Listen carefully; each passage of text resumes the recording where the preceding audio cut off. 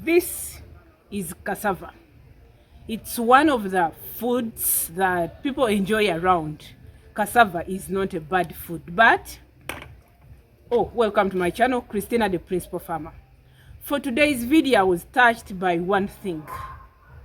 Cassava is one of the food that is largely consumed by very many people, but it is a type of food which has a lot of carbohydrates, and also it has toxins in it. If it is not managed well, it has issues. Yes, this cassava here you're seeing. I don't know whether you guys have watched one of my videos where I told you cassava leaves can help somebody who has been bitten by a snake. You just swallow the liquid in those leaves and you get better. This cassava you're seeing. But for today's video specifically, what made me to bring this to you, I visited an old lady. Listen just for this part, then you can maybe decide what to do next. I visited this old lady, and like 60 or 65% of her land, it is all covered by cassava.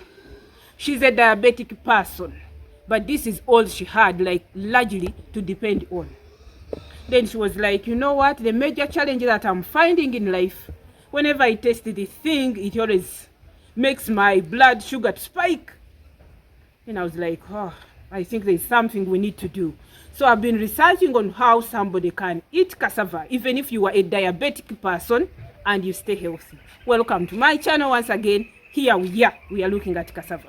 For those who are normal, your blood sugar is around 6, you can eat this cassava. You just come, peel like the way I started peeling off.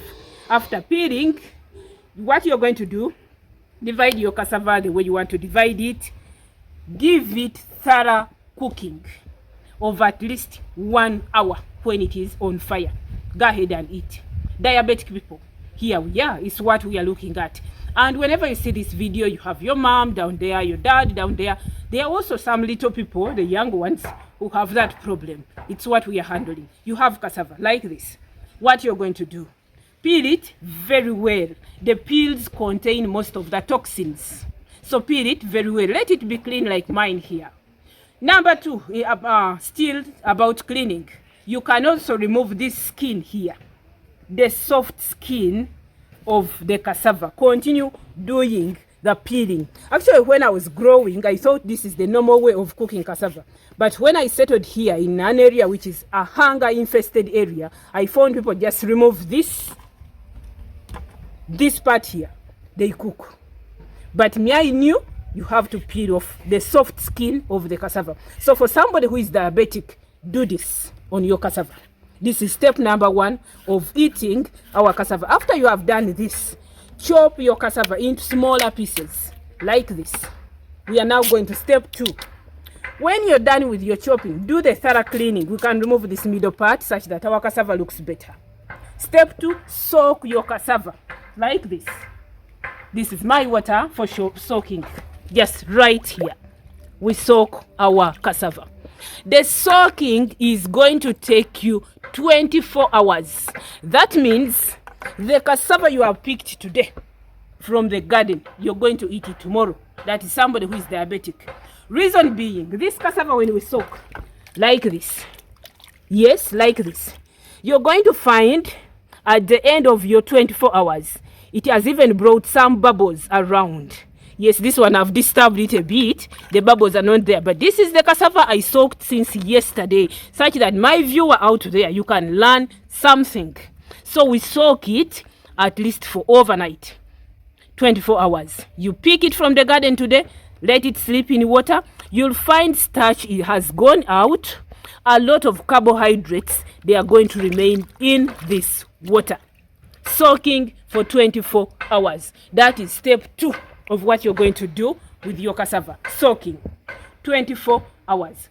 These practices of people peeling food and you're like, let me test whether it is nice.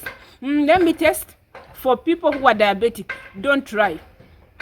Cassava has toxins. I'm telling you, I've researched about it.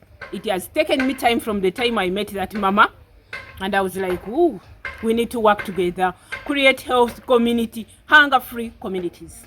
It's what we are doing. So after the soaking, we are going to step 3. That is the part of boiling cassava.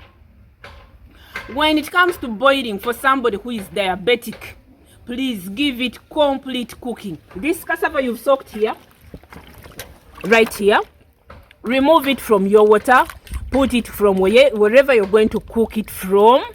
Yes, put it on fire for at least 1 hour. Good cooking, thorough cooking, to reduce the carbohydrates in this cassava, to remove the toxins which are in the cassava, in the skins of cassava like this. Yes, we are going to be better. Step number 3, you have done your cooking. What are you going to do?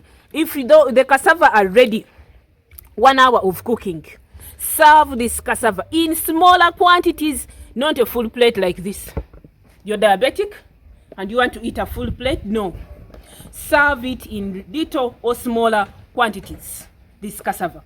After serving it in smaller quantities, add something that is rich in proteins, like fish, chicken, yes, some meat. Actually, for these ones, you can even eat 2 or 3 pieces of the meat, of the chicken, that big fish, yes. Then the cassava, you eat only 2 pieces, all 1 piece, like this. Then from there, you can add the fruits that I always encourage you guys to farm. Yes, when I visited this mama, I'm telling you, it's the day I realized tears from the eyes and sweat, they all taste salty. Reason being, we talked. After talking, I just found myself tears rolling, and they reached here accidentally. So it's the day I realized that tears and sweat, they are all salty in nature.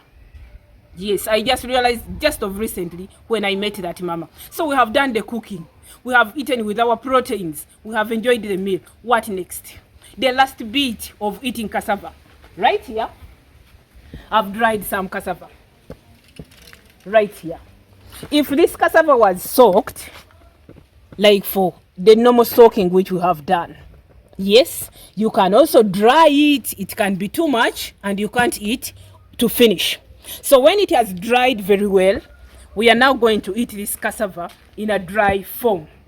We mingle that food, we make that dough, and we enjoy. Yes, in Africa here it's largely common, but in the Western, I don't know. I'm not sure whether people know. However, I saw some lady in Ghana teaching some white lady to mingle this food. It wasn't easy, but she was also trying to learn.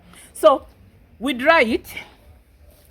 After drying it, yes, this is mine in the beautiful basket with Ugandan colors. Yes, I do this weaving, I do this for some good time. So after we have dried our food, remember this is cassava, which was soaked earlier to remove the carbs, the carbohydrates. Yes, now it was too much, maybe it was the season and you're seeing it is going to get spoiled in the garden, or it's rotting or something like that. Wash it, soak it 24 hours, bring it under the sun, like the one you have seen on my veranda right here. If it has dried and you have a quantity like this, please get some millet. This one I also got it from somewhere. Don't say this woman is a real farmer and you follow me home and you're like, please, I want to taste some of your millet. I bought this from somewhere strictly for my for the family out there to learn something with me. So this is millet. Wash it also clean such that it can give you good food. Mix this millet in your cassava. You, the diabetic patient. Reason being, millet is rich in magnesium. Magnesium is going to balance your sugar levels, and you'll appreciate watching this video. You'll subscribe without even asking a neighbor. Guys, I love you. You've made me what I am. I've reached communities out there. We still have a lot to do. People have challenges. There's a lot of hunger in the community. People reach the markets. They can't find what they want to eat. So when we work together, Christina is farming a lot of papaya. Christina is farming a lot of oranges. Yes, this is some cassava from my garden, though somebody has already booked to take this one specifically. A diabetic patient wants it, so he's going to take this. Family, we have a lot to do. I'm telling you, we have a lot to do. There are a lot of challenges in the communities, but when we work together, we are going to create very many hunger-free communities. I love you, family, but as I sign out, enjoy this millet for those who have it to get enough magnesium. and subscribe to my channel such that we stay farming together. It's a beautiful thing to have food on the table. A very beautiful thing. So guys, as I sign out, stay blessed in the mighty name of our Lord Jesus Christ. Love you.